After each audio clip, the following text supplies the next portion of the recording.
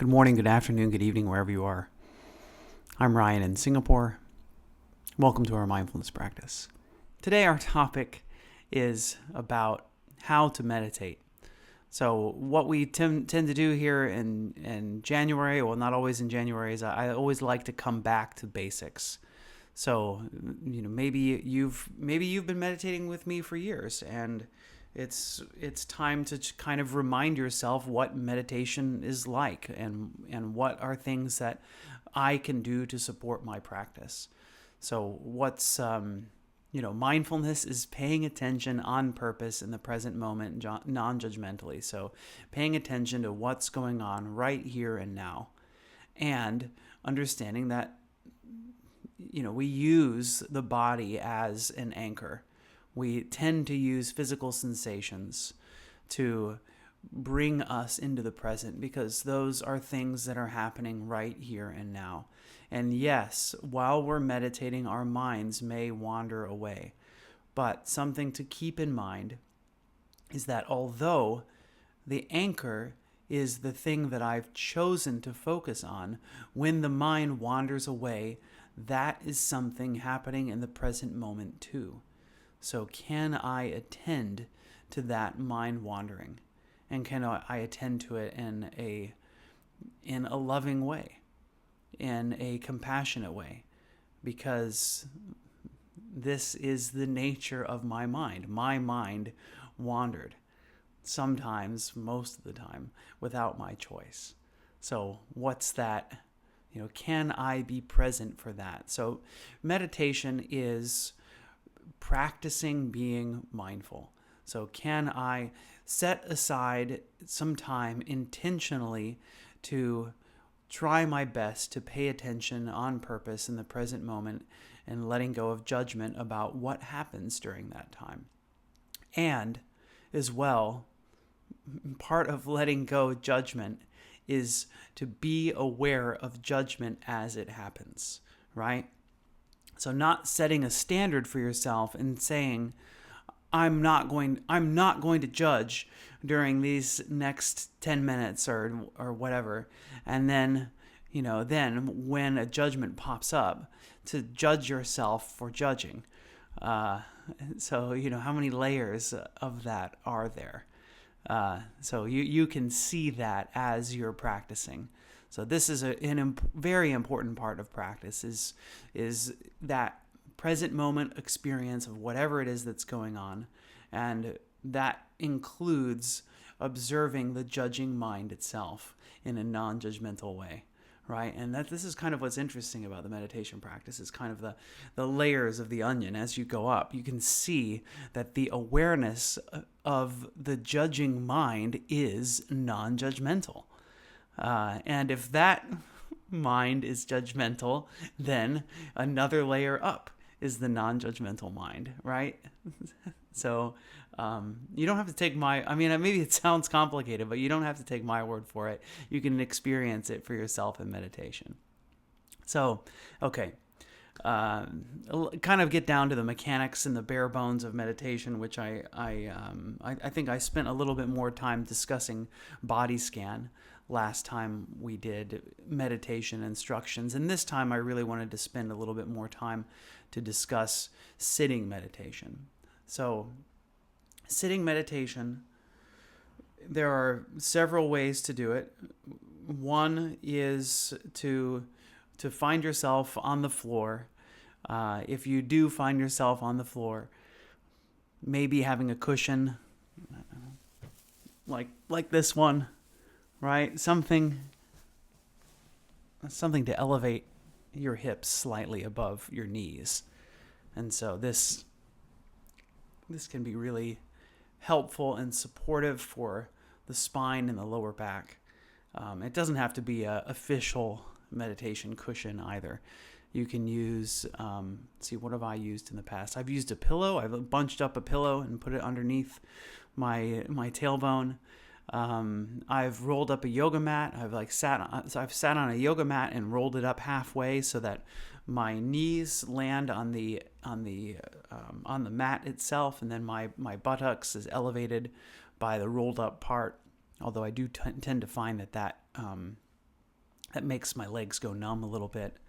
And that's another thing that you can experiment with. So a lot of times when we're sitting on the floor, we'll find that the way that we're sitting causes our legs to go numb, and so one additional practice can help with that, which maybe isn't the most helpful thing to say. The more helpful thing for me to say about that is to know where that spot is.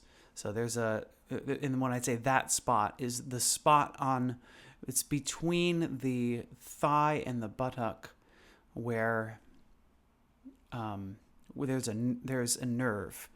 And it's why when we're sitting on the cushion, sitting all the way back on the cushion isn't as helpful as sitting forward on the cushion. And what I'll do here in a moment is I'll move on to my sofa behind and kind of give you some demonstration about how to sit on a cushion.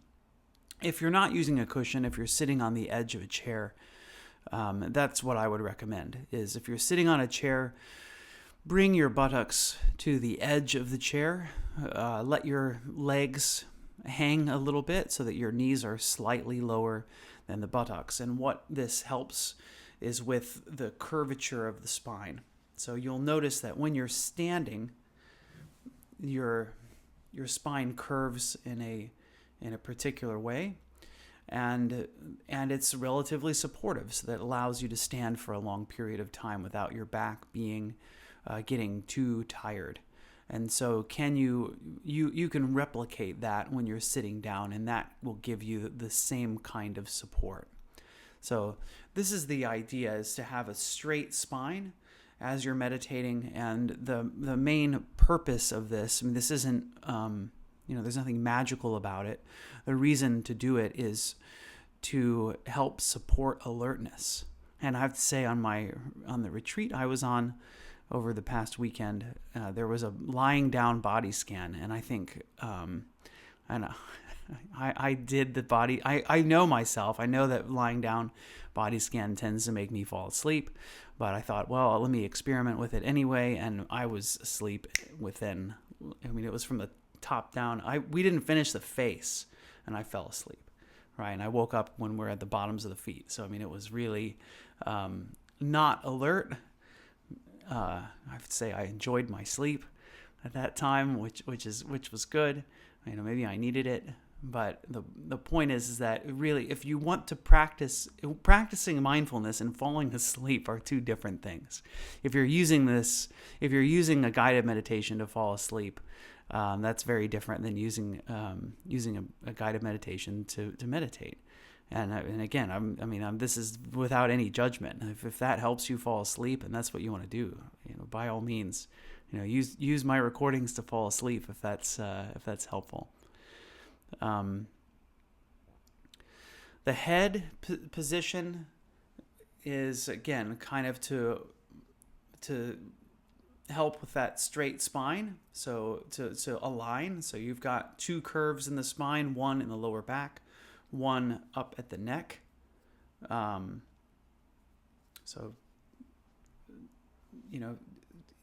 of the chin kind of pushes in a little bit, and this will help with keeping the airway open and free. See if when you're meditating you can be aware of muscles in the shoulders and in the face. You can help to let the face relax a little bit. I tend to meditate with my eyes closed, although I did experiment over the weekend with an open eye meditation, and that was interesting as well. I definitely found that to be wakeful, right? And so really the most important thing with the meditation posture is to be awake and relaxed simultaneously. So I'm going to sit for a moment on the sofa just so you can see. And again, like if you want to lie down, this is a good posture. Standing up also is a good posture for meditation. So really, what's the right posture is going to depend on you in in whatever time of day and things like this. So just I'm going to sit in a couple. I'll be kind of far from the mic, so just it's just kind of to give you a look-see as to what these postures look like.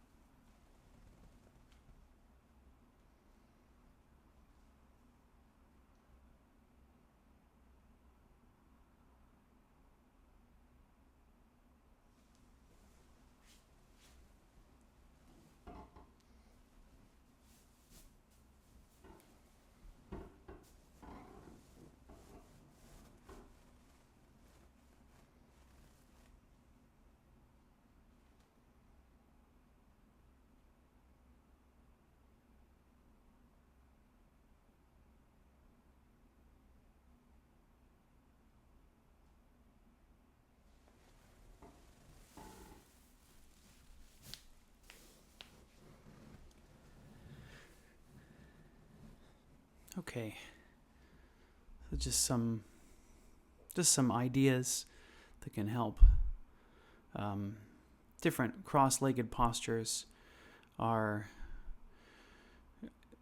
helpful, and again, like sitting in full lotus is, it requires flexibility. But the real, it's useful, right? It's useful in that it provides a lot of support for the lower back.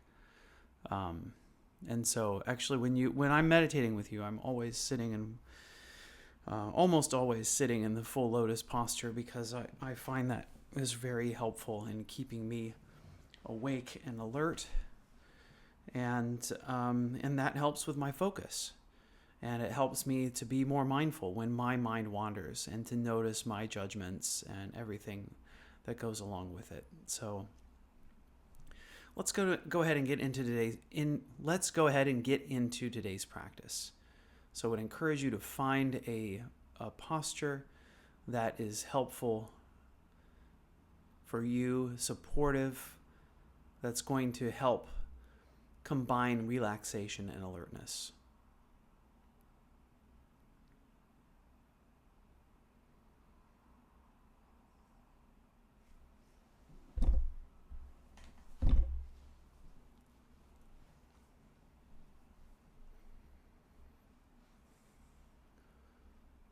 And then finding a place to allow your hands to rest. So as I had demonstrated, placing the hands in the lap, maybe folding the hands, placing the hands on the knees. The palms can be down or up.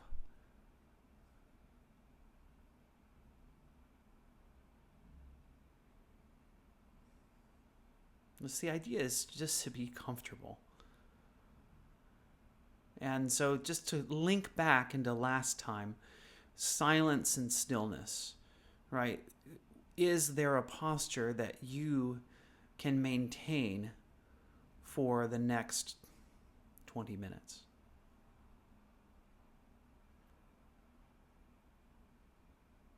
And so to gently challenge yourself, right? We're not striving. We're not trying to push through anything. We're not trying, you don't get bonus points for sitting still for 20 minutes. The idea is to minimize distraction. So if your bodily sensations are causing distraction, that can cause frustration in the meditation process. So it's like, I sit, and for 5 minutes I need to move, and then I shift posture, and then 2 minutes later I need to move again, and then I move again and move again and move again. And so it's can be helpful to choose a posture that we can remain still in, because that kind of movement can become contagious. It just feels like, hey, wait a minute, there is no comfortable posture, right? And it can be symptomatic of meditation, because maybe when you are doing something, right, looking at your phone or typing on your computer, you'll notice that you won't notice as much what the posture feels like.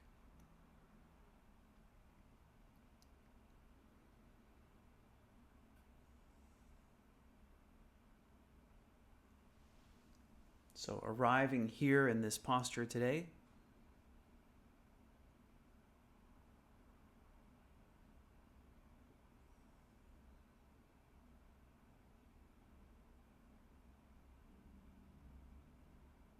seeing if you can arrive in stillness,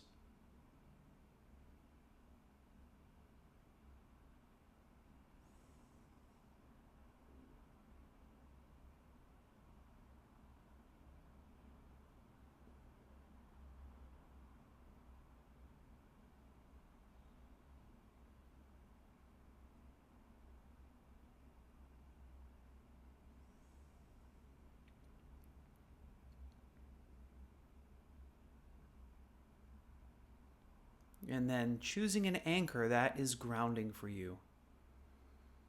An anchor meaning a place for you to place your attention.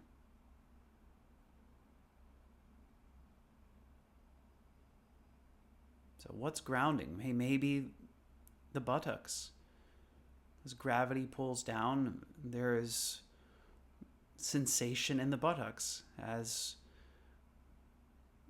weight of the body rests in the buttocks, and the supporting surface touches and pushes back.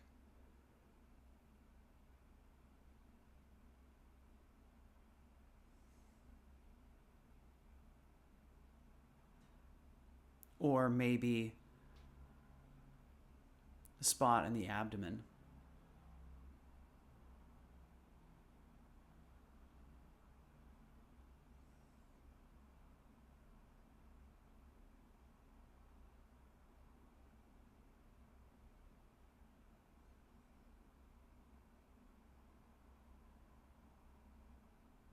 Feeling how it rises and falls with the breath.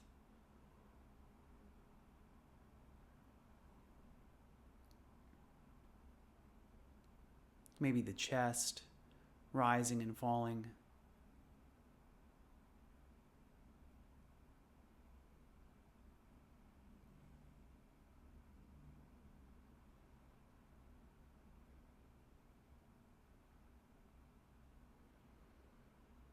So choosing this and seeing if you can hold your attention at that anchor.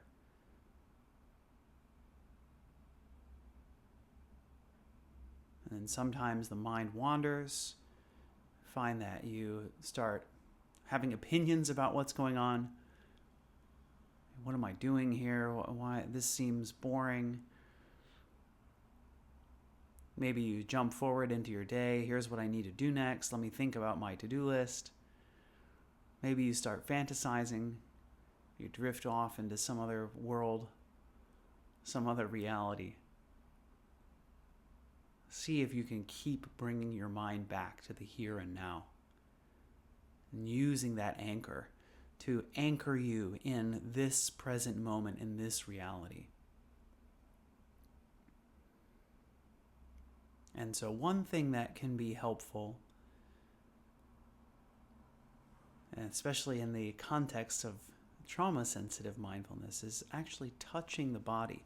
And as a beginner meditator, this can be especially helpful if you find it difficult to become aware of the sensation of breath or sensations in the body.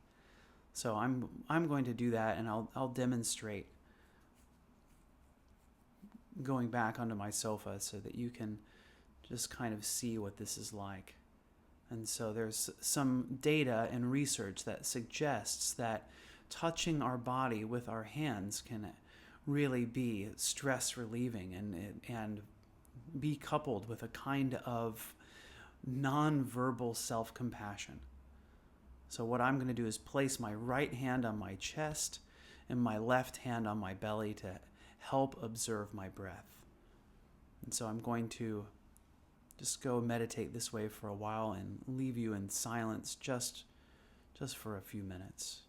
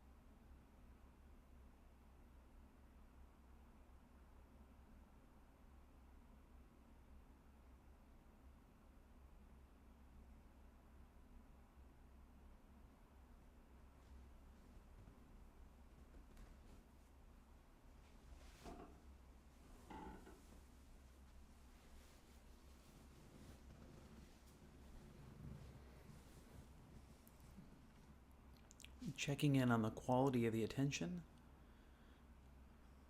You're noticing things changing from the beginning of the meditation to now.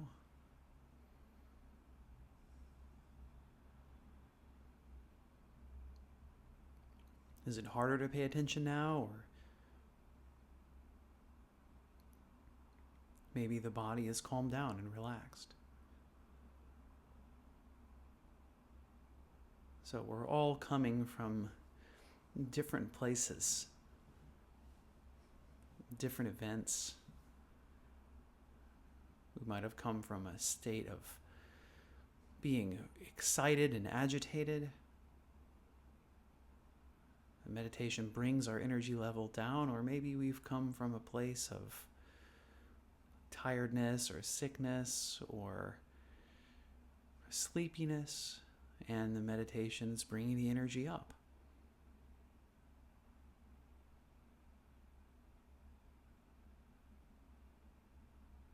So the request is just to be aware of what's happening.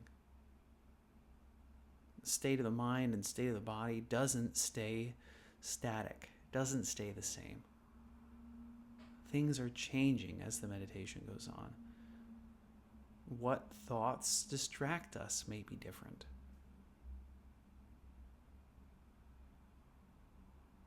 Sometimes opening the eyes can be helpful. We find our energy level dropping. So instead of having the eyes closed, we can choose a place in front of us to allow the gaze to rest, maybe allowing the eyes to relax, so not really looking at anything, just kind of looking through everything.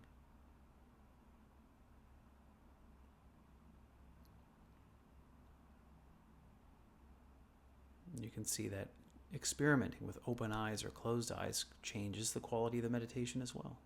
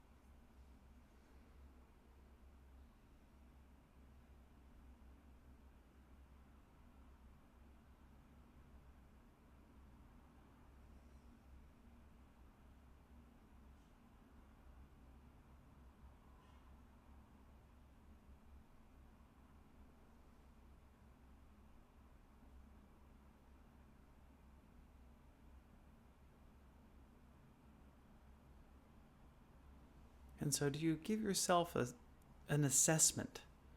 Right? Do you give yourself a grade as to how the meditation went? Okay, let me encourage you to let go of that judgment. That this meditation was exactly how it was. And it is perfect exactly the way that it happened.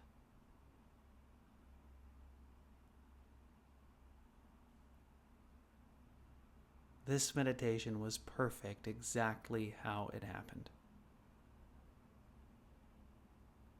So it doesn't matter what the posture was like, where the mind was, the fact that you intended to meditate means that you were meditating to the best of your ability and therefore getting the most benefit possible from this meditation. So congratulations. Well done. And maybe as we start to bring our practice to its close, let's just bring some intentional self-compassion to this moment, to remind ourselves that no matter how we think this meditation went, it went great.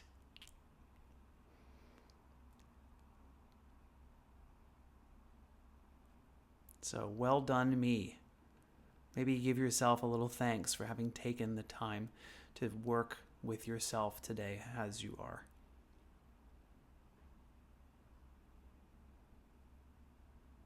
And maybe send some well wishes to yourself. Maybe physically, maybe you had your hands on your chest and your belly. Sometimes it can be helpful to hug yourself. Place your hands on the outsides of your arms, or even underneath your armpits, around your shoulders, to hug yourself. But this actually has some somatic benefit. And maybe repeat some phrases if you find it helpful. May I be happy and contented. May I be happy and contented. May I be safe and protected and free from harm.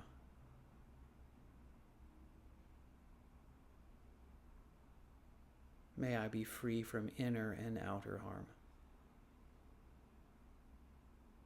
May I be healthy and whole, no matter what my opinion about the state of my body is right now. May I be healthy and whole, to whatever degree that is possible.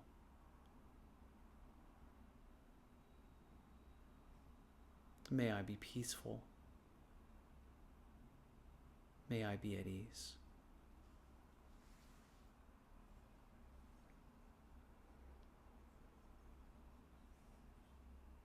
So I'll close practice now with 3 rings of the bell.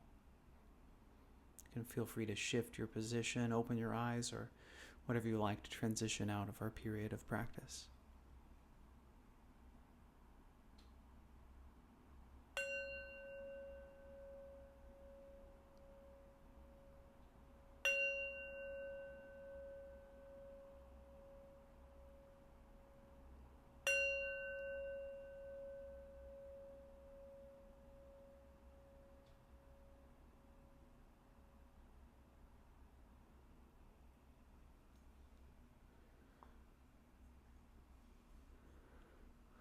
All right. Thanks, everyone. Thanks for being here. Thanks for sharing this time with me and with each other, spending this time to be with ourselves, to dwell in the present moment, to see the power of that. And in fact, you may not see the power of that right now. You might have to wait until later in the day to kind of understand what this has done. So how was the meditation? What did you discover as you did this meditation today? And I want to look at the chat. I've looked at the chat already. I kind of want to make a few comments about the chat. So just stick around. I think this is really helpful.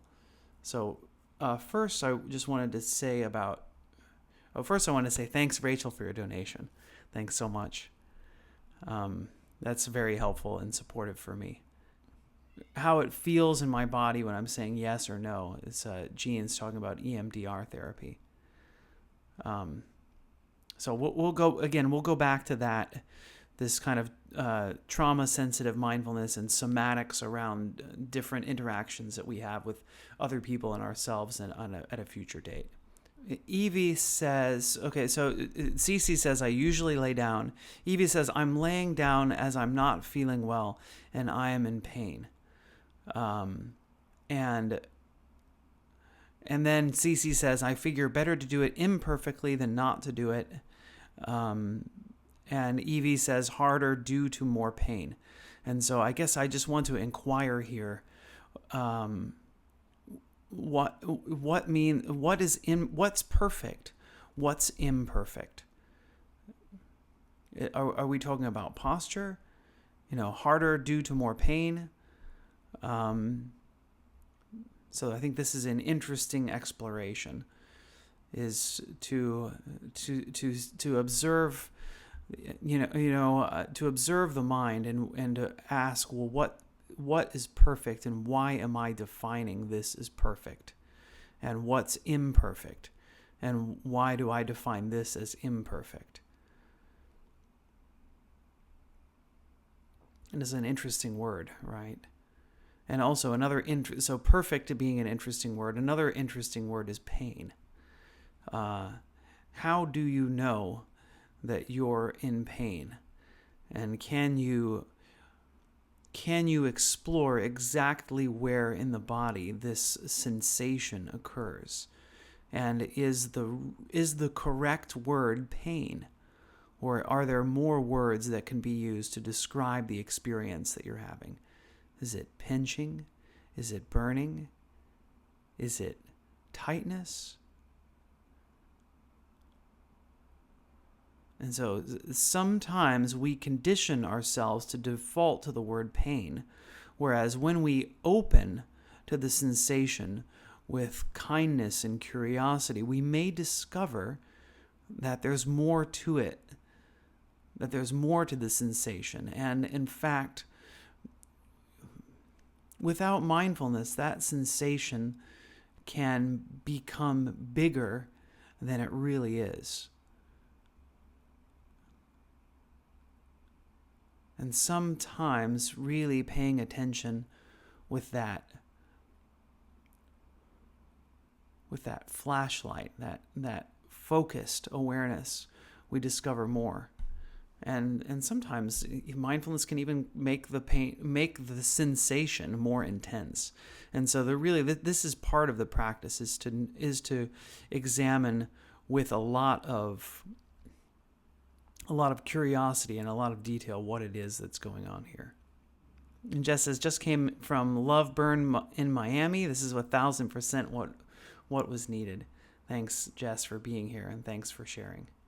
I found meditation good but difficult as I was in pain and unwell. Thanks, Evie, for sharing. Right, I don't try lotus position. I lay down. It's still beneficial for me. Yes. And I don't demonstrate lotus position to show you what a perfect meditation is like. It's not something to strive for. In fact, I'd say the majority of people should not sit in that position because it's not going to be helpful or beneficial for you. Does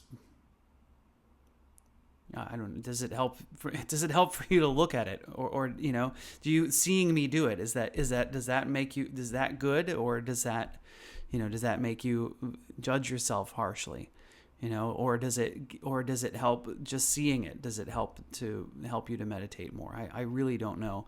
So I'd love to hear more feedback as that. When you're in pain, it makes you want to move a bit to ease the pain. Harder to focus. Well, and so this is the other thing, is it's possible to use the pain as an object of the meditation. Good, says Evie. Thanks for the feedback.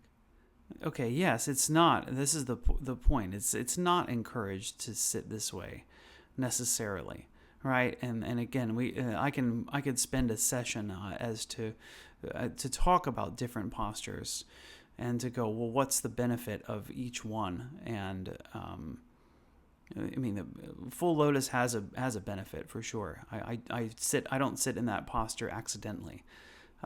It's helpful in stillness, and it's helpful for a lot of different things. And I won't go into all the details of why I choose that posture. But the point is that it's beneficial for me. It helps me. It helps me in a variety of ways, and I don't encourage it for the vast majority of people. But I do choose it for myself because I do get a lot of benefit out of that. And Patricia says it's fine, considering I can't even get down on the floor. Yeah, right? Use a chair. Yeah, well, let's do that. Thanks, Jess, for your suggestion. We'll do some more beginner stuff coming up. I've got one more session before my surgery, so hope that I don't know how long I'll be out. It's probably at minimum a month. So I'll be back to do more beginner stuff when we come back from that. And I think, yeah, that this is one of the reasons why one of the reasons why you don't see me, why you see me from here up is because I don't really, I find it causes people to judge themselves when they see me sitting in full lotus the whole time. Or they go, oh, this is how I'm supposed to sit. Let me jam my legs into this posture, right? Even though it's like super painful and maybe I might pop my hip out, So let's not do that. Let's not strive for that. Okay. Great session. Thanks, everybody. Yeah, thank you for your well wishes. I hope my surgery will go well. So hopefully hopefully it'll help me breathe better. That's the whole idea. Thanks everybody for being here. Let's close our practice with some well wishes for ourselves and for everybody else.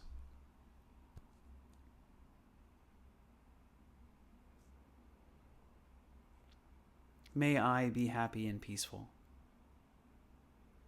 May everyone watching, listening, wherever you are, I wish you all happiness and peace. May all human beings everywhere, near and far, big and small, those who are at peace and those who are suffering, may we all be happy and peaceful.